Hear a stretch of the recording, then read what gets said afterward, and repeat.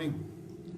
Welcome to Sunday School, and we are going to discuss today sepsis, past and the current, the changes in the current guidelines. When I say current, that is also old, that is 2016. Pardon? 2019. Okay.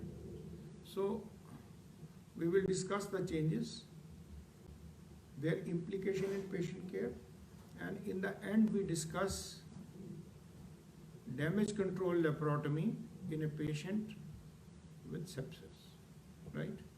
So let's start one by one. See, first, what is the importance of discussing this topic? Remember, sepsis carries more mortality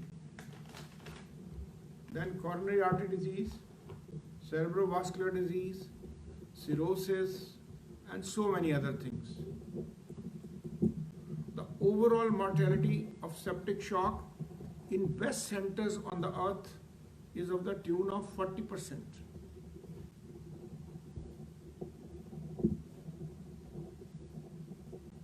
In elective operations, patient with septic shock, it is 30%. In emergency, it is 40%. Now, let's look at some definitions. What was old-time definition? It started with SIRS, right? So, can Rahul tell us the criteria of SIRS? So there are 4 parameters. Yes.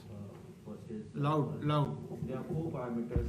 Yes. Answers. If any of the 2 parameters are present, we call there is presence of. If you want to present smart, you should say 2 or more than 2.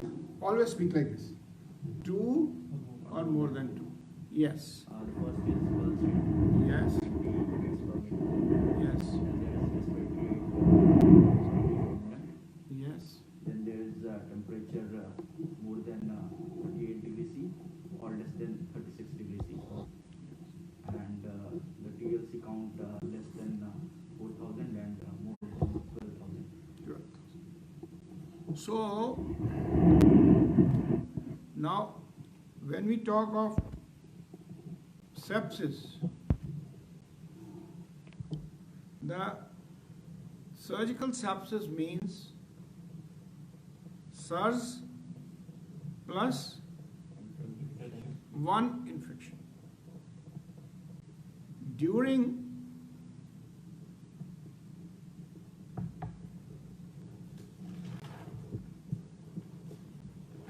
hours. When we say surgical, that also means requiring an intervention for source control. That may be as small as opening your suture line. It may be draining a subphrenic abscess. Now, if the host has got good immunity, good immune response, so if I get a paronychia, there is pain, inflammation, I might have some rise of TLC, but then that remains localized. If the immune response is less, the same may spread into spreading cellulitis. So, another point as far as sepsis is concerned, in sepsis, in 91, the major surgery was defined as any operation which takes more than 1 hour. Okay? Now, after this, the old terminology said severe sepsis. Somebody can define what is GPS signal lost. What is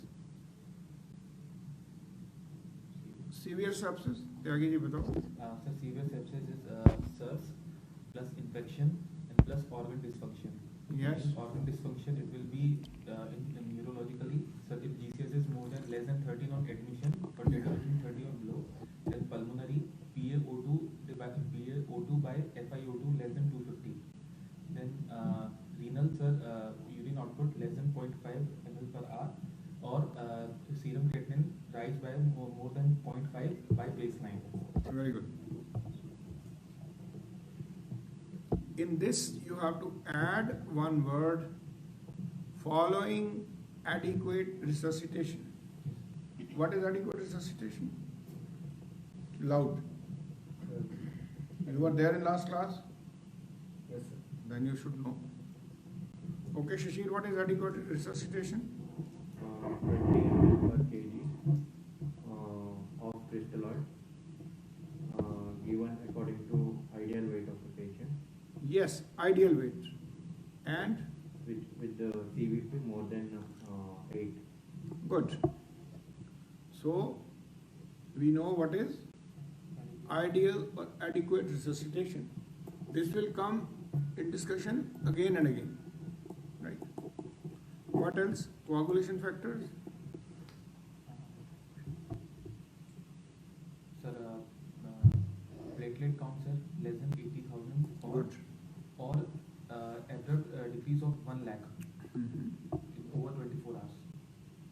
Or 50% decrease than the baseline. Baseline And INR more than. 1.5. Now, what was defined as hypoperfusion, Shishir?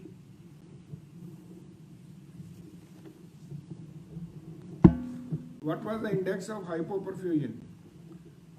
After adequate resuscitation, lactate more than 4.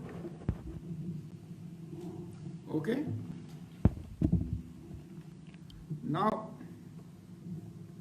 so the next situation was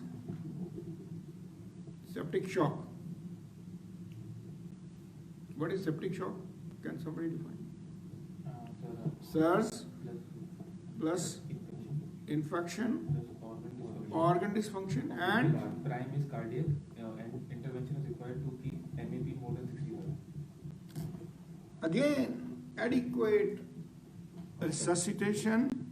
Patient requires vasopressors to maintain MAP more equivalent or more than 65. So this was the past. Now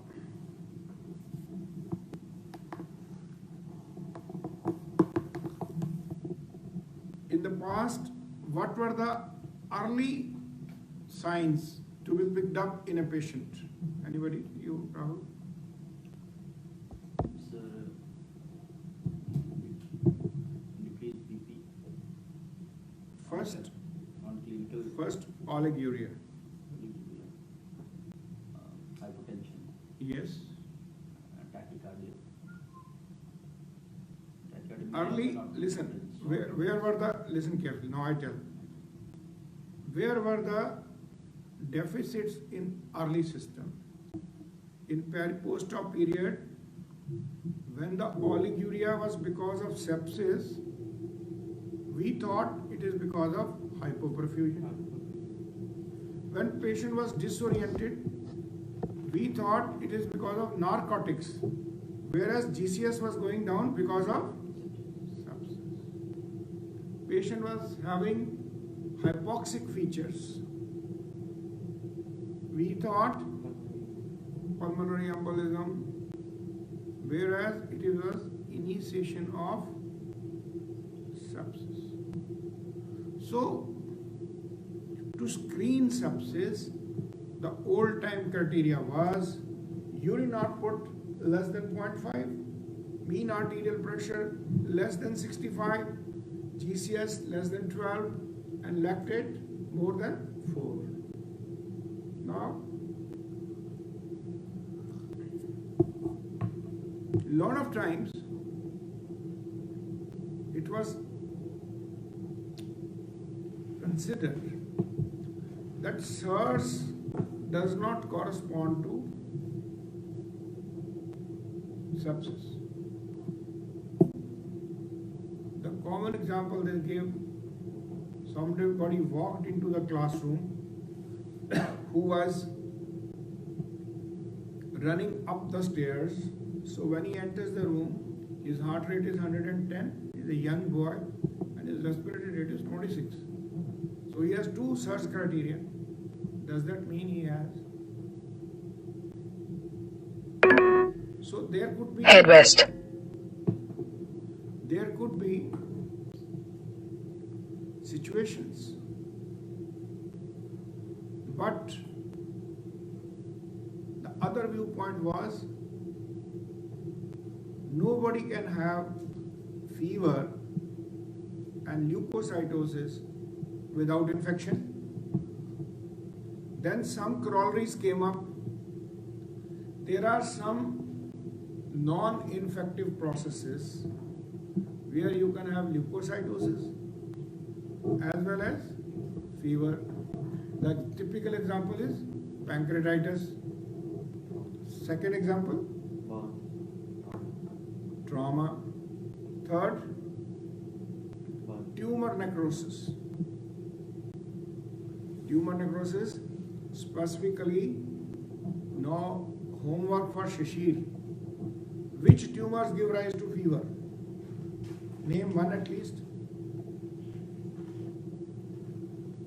Patient presents to you with fever and you end up diagnosing no infection, only a tumor. Yes. Wilms. More important is RCC, renal cell carcinoma. But by tomorrow morning, all of you should know 5 tumors which give rise to fever. So homework first. You are the in charge of this class for 1 month. So whatever I am saying, homework you note down. Right? You are in charge for monitoring homework. Number 1, upkeep of this academic room and this diesel. Okay? Next month he will. Next month. So SARS was not foolproof. So the recent guidelines, they concluded, if you think there is somebody who has infection or who has suspected infection, if he is in the OPD or emergency room, you evaluate him on Q sofa. And if he is sick to go to ICU state, you evaluate him on sofa. Can somebody tell us Q sofa score? Yes, Rahul? There are 3 parameters in Q Yes. score. Loud. There are 3 parameters in Q score. Pulse rate more than 100 beats per minute. Yes. Respiratory rate more than 22 per minute. And GCS score less than 50. So, important thing to remember, in Q sofa, the respiratory GPS signal lost. Whereas in SARS it is 20. BP less than 100, you said. GCS less than 50. Yes. Now,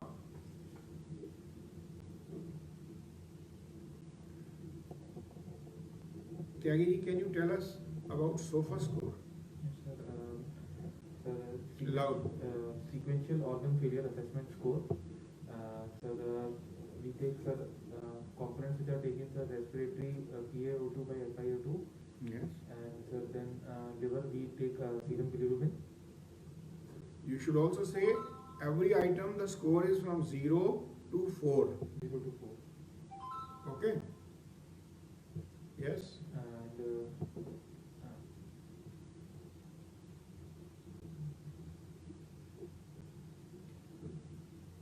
Shishir?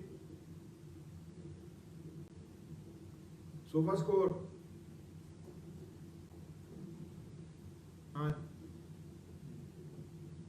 You're supposed to know. Yes.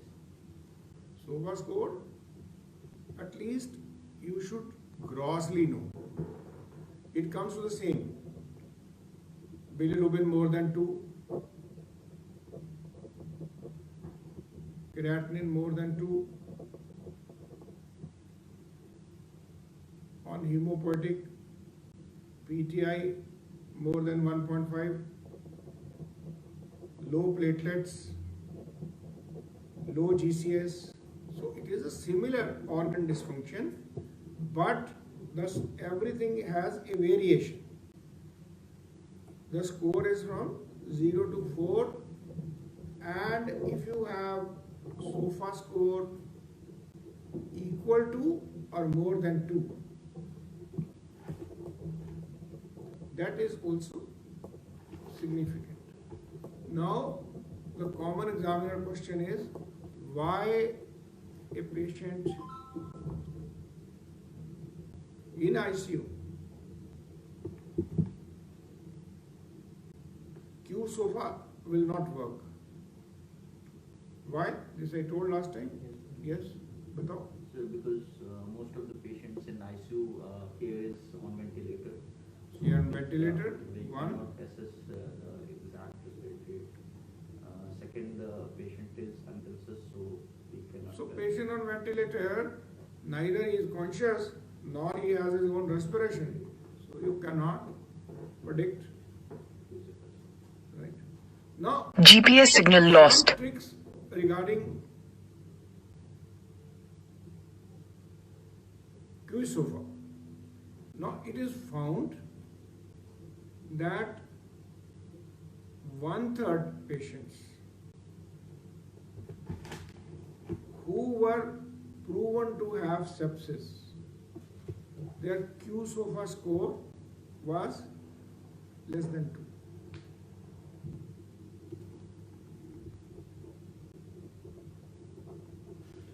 And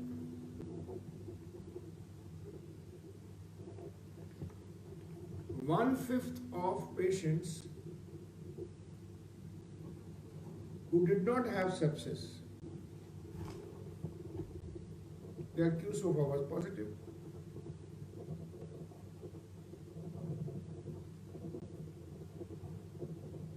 The typical example is a patient with cerebral bleed. He has no sepsis. His consciousness is lost. His respiratory rate may be high. So for QSOFA, the typical example is CVA.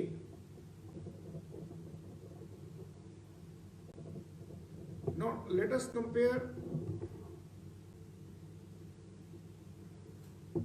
the changes. Number 1, SARS is out. Number 2, what was called sepsis is now called infection. What was called severe sepsis is now called sepsis. Now, I told last time, and I made you thoroughly remember. Now, the Jayesh will tell definition of sepsis. Sepsis is defined as Loud. sepsis is defined as and or physical damage due to dysregulated host. ऐसा नहीं चलेगा, इसमें कोई गलती का Kanjur. There is no opportunity for you to do mistake. Shishir.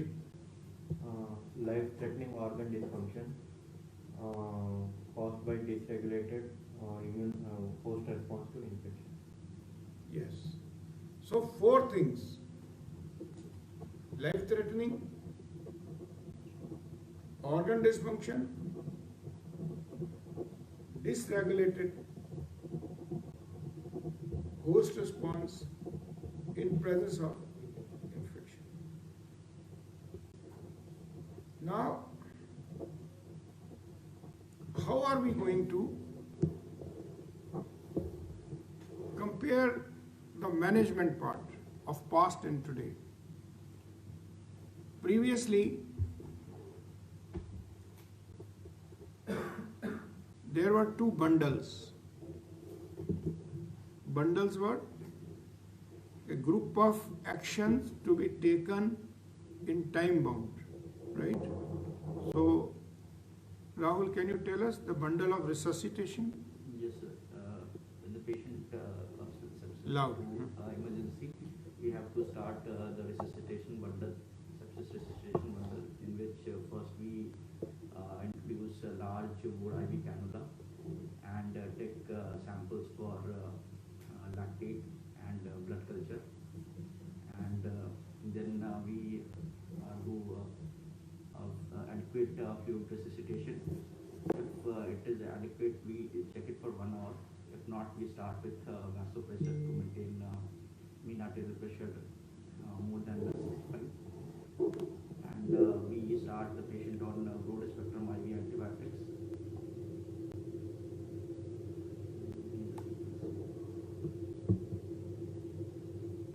Anybody wants to modify?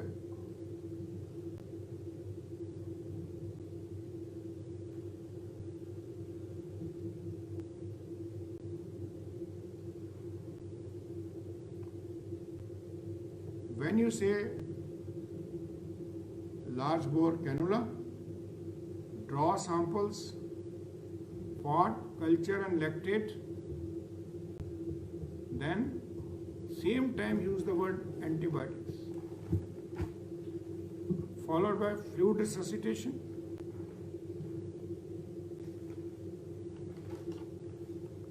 to achieve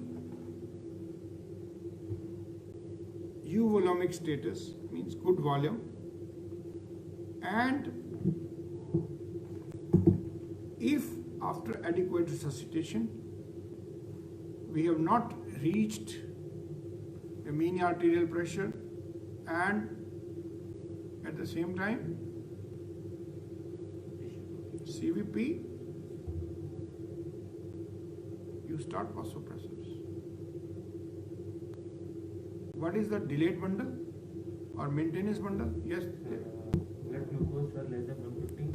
Sir, patient on ventilator, peak plateau less than 30 centimeter H2O, and if all the other then the low dose steroids, hydrocortisone, 50 to 75 mg per kg body weight. Okay. Also mention maximum 300 milligram. Pardon? 6 hours. 24 hours 300. 6 hours is 50 to 75. Now, this was the previous thought. Now, what is the current thought process? Anybody?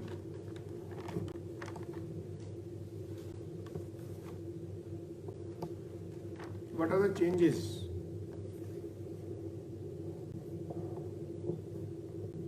The changes are, yes, speak. So, in current definition of septic shock, we say the patient with sepsis with refractory fluid resuscitation, depending upon waist pressure to maintain mean arterial pressure more than 65, and if it's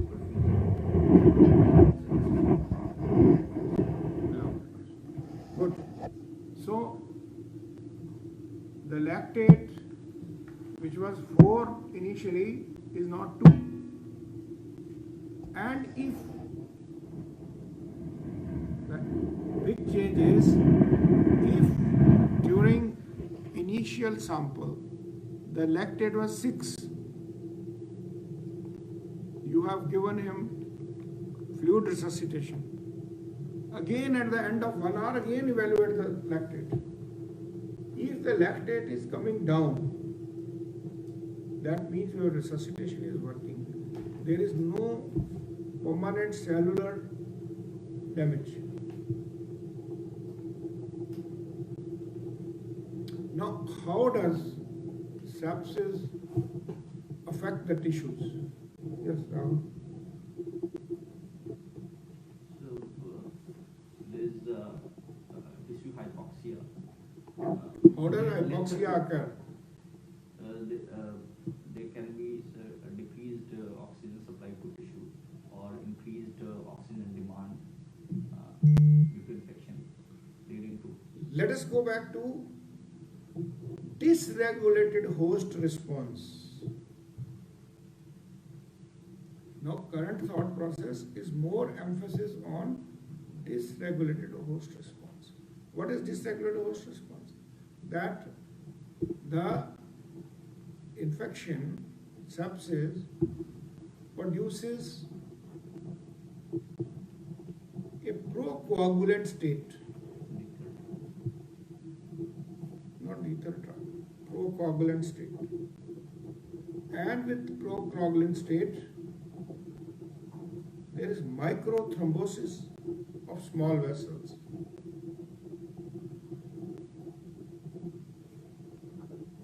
Which give rise to tissue hypoxia. Then there is a term called cytokinin release, which we hear in COVID. Cytokinin release or storm affects the endothelial lining. The cells get swollen. The oxygen exchange in the lining is impaired. There is a tumor necrosis factor like release.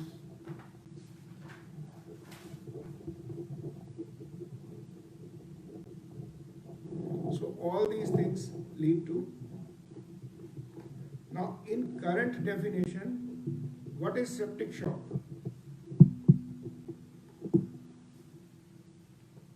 Sepsis with refractory fluid resuscitation.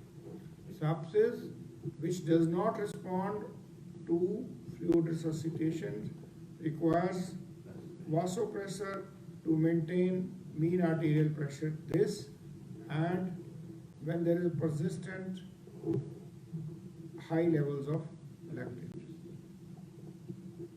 Okay? Now,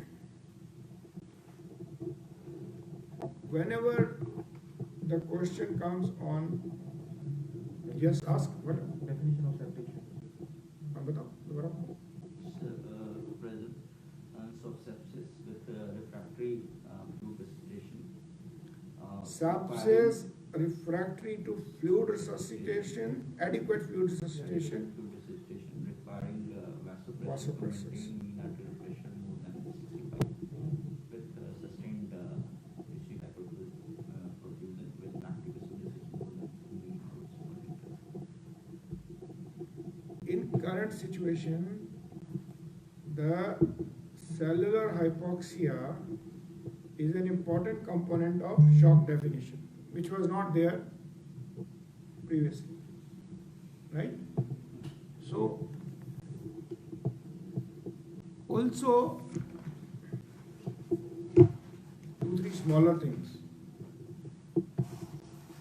There are studies to show every 1 hour delay in antibiotics. लिख लो. Did I tell it initially? Every 1 hour delay in IV antibiotics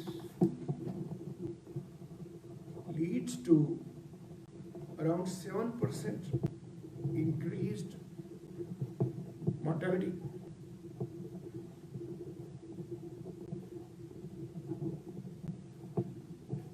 Right? Now, a usual question asked is, doctor, this patient has a CVP. is having high grade fever. Patient also has infection in the abdomen. Follow-up case of peritonitis, formed a abscess intra-abdominal. How will you know that this CVP is not the cause of infection? Catheter can be cause, or the fever may be because of abdominal sepsis. If the catheter is infected, you need to remove it. If it is not infected, you can't remove, because there are only two subclavian veins or jugular veins. So the method is simultaneously you withdraw two samples, one from CVP, one from the peripheral vein. If put the cultures, the examiner says both will grow gram-negative rods, the correct answer is, if the CVP is the cause, the growth even of the same organ will occur minimum 2 hours earlier than the peripheral vein. समझ लगा? When the bacterial load is more on the petri dish, the growth will be earlier. So that means you keep looking at the growth 1 hour. Only then you will know. If you put it and slept overnight, in the morning both will look alike. Okay? That is one of the tricky questions. So if we have to conclude, one very important thing you need to know whenever there is a question on sepsis and in your day-to-day life, if the patient is hypotensive, you have to give vasopressors. So as a surgeon, I want you to know at least 4 drugs very well. Dopamine, Norad, dobutamine, what else, Rahul?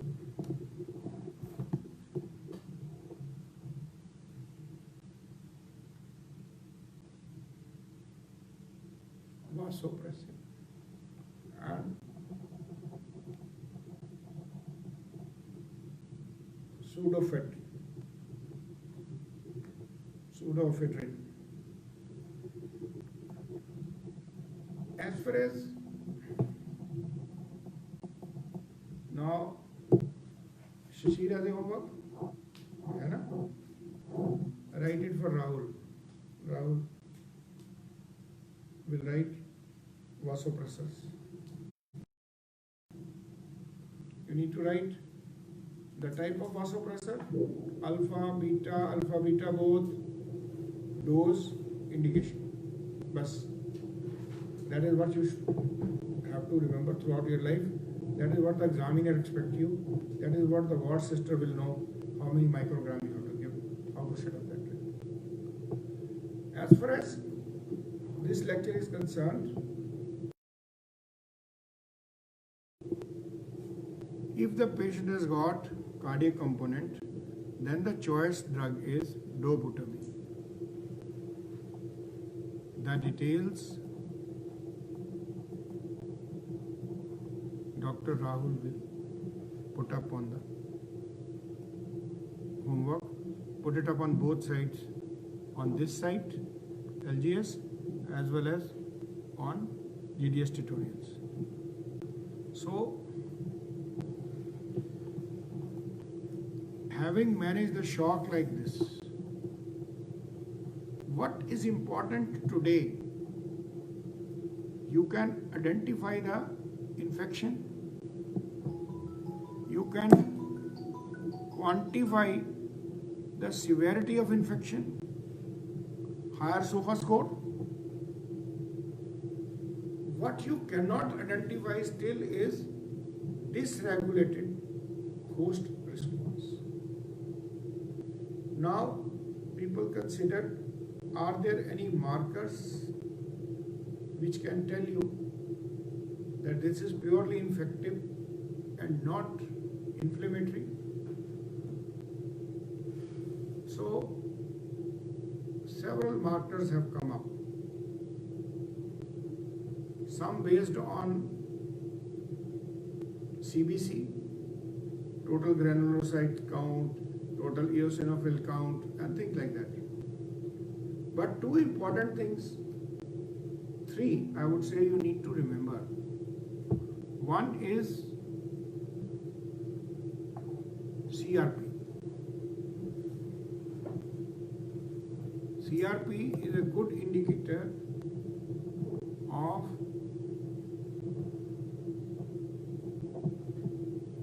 inflammatory and sepsis both. But what is the negativity of CRP? CRP is also raised in rheumatic conditions, in certain inflammatory disease processes,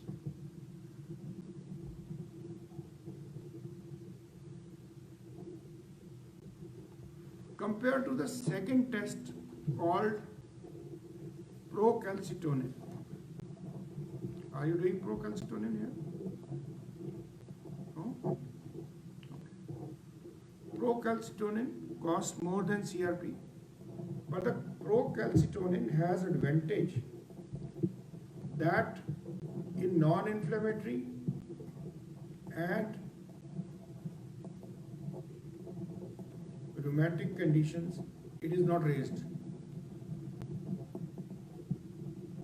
But this is raised in carcinoma of thyroid, medullary carcinoma, port cell carcinoma of the lung. So some of the malignancies it is raised.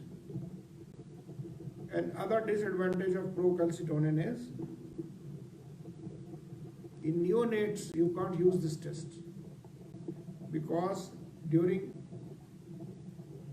couple of weeks in a neonate, the levels of procalcitonin are anyway high. But out of the two, calcitonin is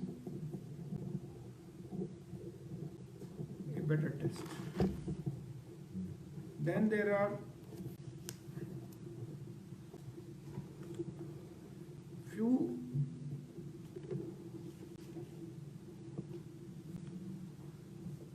gene expression tests. If you know only this much, there are few gene expression tests which can be future markers. Only one line you need to know. You don't need to remember.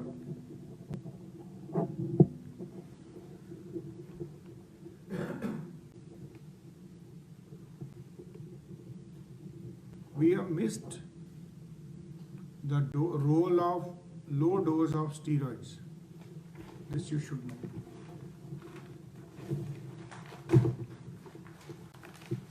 Steroids help with following mechanisms. They decrease the time of cessation of vasopressors. Time of vasopressors is decreased. Without steroids, somebody requires vasopressors, say NORAD, for 3 days. On steroid, they require for 2 days. Samajh lage? Number 2, they increase systemic vascular resistance.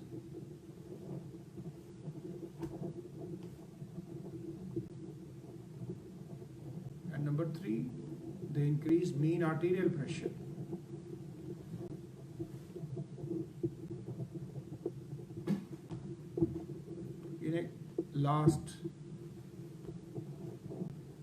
In a considerable number, they decrease the mortality in sepsis.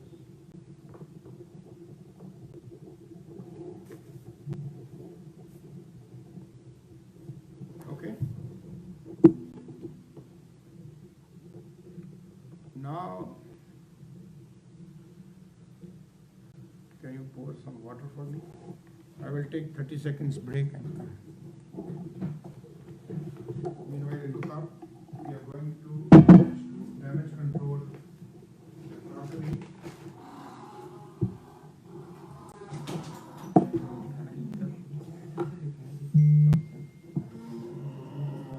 Resuscitation and adequate food resuscitation requiring also to maintain anything sustained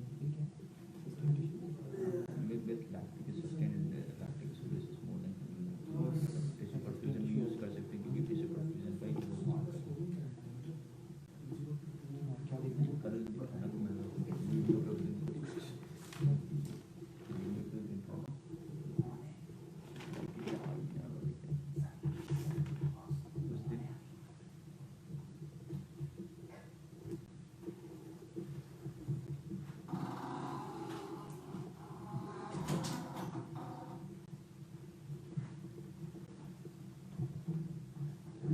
Now, once the sepsis is controlled, we have to find out the cause of sepsis.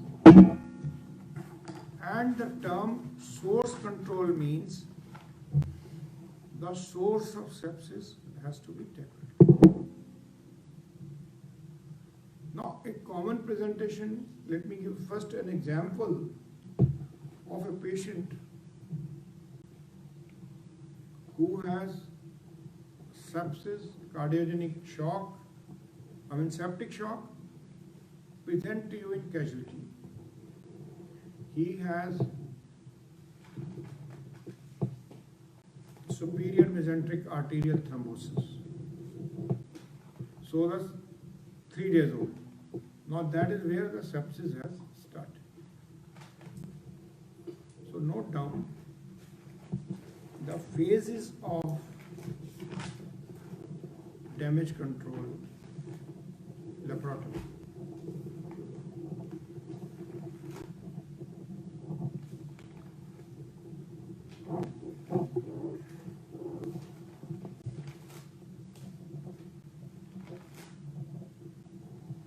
First, look at the aim and objective of damage control. Try to understand. Well, you are turning pages, just be attentive. Be with me. That damage control means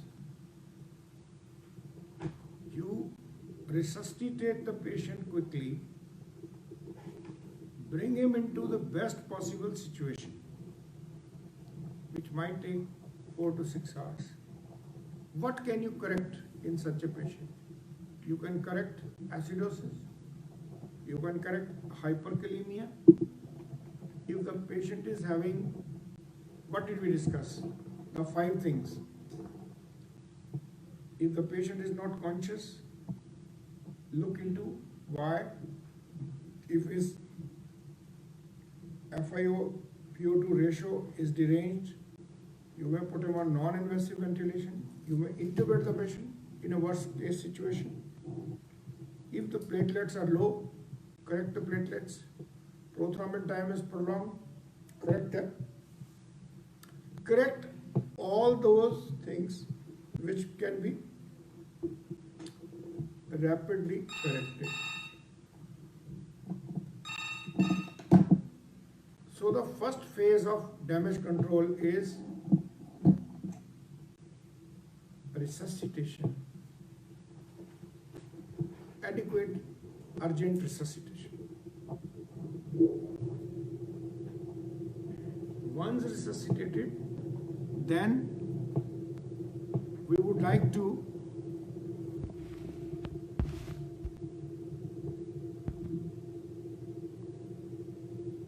perform an abbreviated laparotomy. That means we will do the minimum. Now, what is your aim and objective of abbreviated laparotomy? source control. Resect the gangrene, close the leaking areas, staple the healthy area. That's all. That means no reconstruction.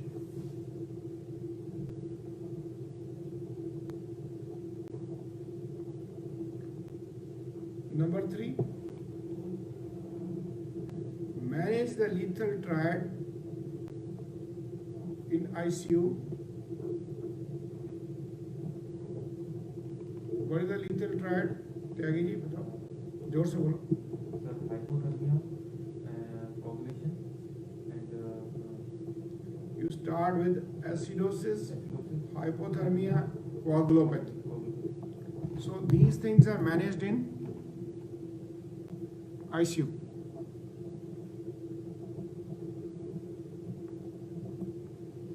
So this is the third phase. So the fourth phase is you bring back the patient once he is stabilized for definitive surgery.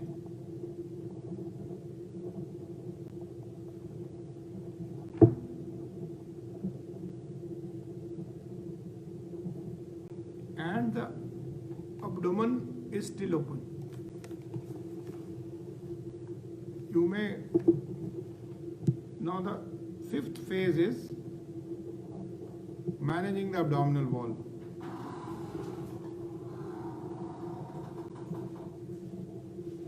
Initially the abdomen is left open. Why? Because closing the abdomen may not be technically possible. Number 2, you may be able to close it, but if that is leading to abdominal compartment syndrome, that will harm the patient. And temporize it. Now this has got 3 components. Abdominal wall. First time you can just apply towel clips or suture only the skin, or suture a bio mesh to the edges, or you can suture a Bogota bag, or you can take a collapsible IV bag or a Euro bag and suture it to the skin. Second stage will come from 4 to 8 weeks when you let the tissue granulate. If somebody is young man gets well early, you can close it. Mostly you will have granulation and a split graft over it. And from 6 to 12 months, you do definitive abdominal wall reconstruction.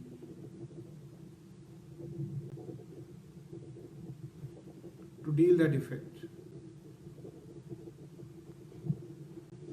So that is all about damage control. Can you summarize? Tyagi, can you summarize? So there are 5 stages. So in the first stages, there is adequate urgent resuscitation. So then in the second stage, there is abbreviated laparotomy, where we deal with source control. Then the third stage is No, you have to tell. You will dissect the gangrenous. dissect the gangrenous part and Close the leaking close the areas. leaking area, Staple at the healthy area healthy area. and control bleeding if any. If ये तो बोलना पड़ेगा. And lavage the abdomen. And lavage the abdomen. Leave the abdomen open. Keep the patient on ventilator. Shift it to ICU. Then the third stage comes then there. Third stage in which the lethal triad is dealt in ICU, acidosis, hypothermia and coagulopathy. Then the fourth stage comes, which is after the above stabilization, we will take the patient for definitive surgery, but their abdomen is still open. Now the fifth stage is managing the abdominal wall, and in managing the abdominal wall, we can 3 phases. 3 phases, either by suturing skin only, in second mechanism, we can use a bioabsorbable mesh, or in third mechanism, a Bogota bag or any appliance can be used.